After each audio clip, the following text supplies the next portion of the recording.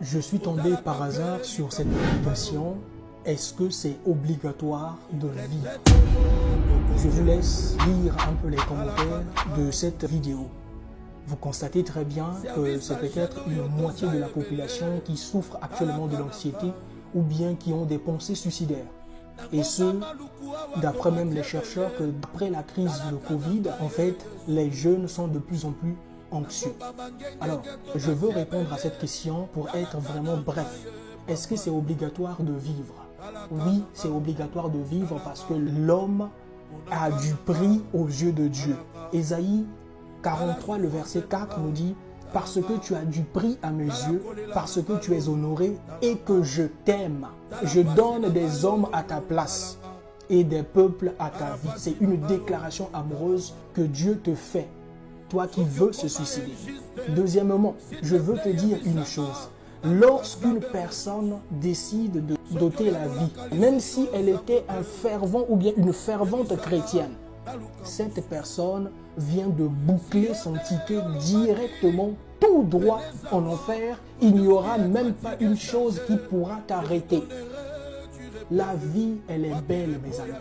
Est-ce que c'est obligatoire de vivre? Oui, c'est obligatoire de vivre parce que tu n'es pas sur terre à cette heure, à cette période en vain. Dieu savait, s'il avait besoin que tu ne puisses pas vivre ce genre de choses que tu es en train de vivre, peut-être il allait faire en sorte que tu puisses naître dans les années 80, dans les années 50. Mais si tu es en vie, en cette période exacte de l'histoire de l'humanité, il y a bien une mission pour laquelle tu es là. Maintenant, tu me poses la question, comment découvrir cette mission? Alors, rapproche-toi de Dieu. Pour terminer, dans la Genèse, lorsque Dieu créait le ciel, il disait juste que la lumière soit, et la lumière fut, que le ciel soit créé, et le ciel avait été créé. Mais lorsque Dieu a commencé à créer l'homme, il a fait asseoir toute une assemblée céleste. Dieu le Père, Dieu le Fils et le Saint-Esprit. Et il dit, faisons l'homme selon notre image. Tandis que Dieu, lorsqu'il créait le ciel, il n'a même pas consulté l'assemblée céleste. Pour dire quoi au juste?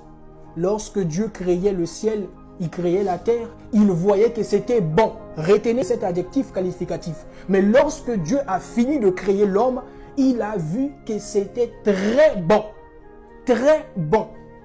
Mon frère, s'il y a une chose que le diable est en train de combattre chez toute autre personne, c'est cette nature divine qui est en toi. Que tu sois païen ou chrétien, les combats que tu es en train de traverser, les attaques et compagnie, les difficultés, c'est parce que tu as quelque chose en toi que aucune autre créature en a sur cette terre. Tu es le seul, la marque déposée, le plus grand investissement que Dieu avait réalisé dans toute l'histoire de l'humanité, c'est l'homme, à tel point qu'il a envoyé son Fils unique. Jésus sur terre avec une seule mission pour le salut des hommes. Combien de prophètes sont venus dans le but de pouvoir guider l'homme vers la volonté de Dieu, mais ces hommes aussi parfois se sont retrouvés égarés en cours de chemin. Il a trouvé bon d'envoyer son Fils parce qu'il sait que son Fils au moins ne va pas s'égarer en cours de chemin.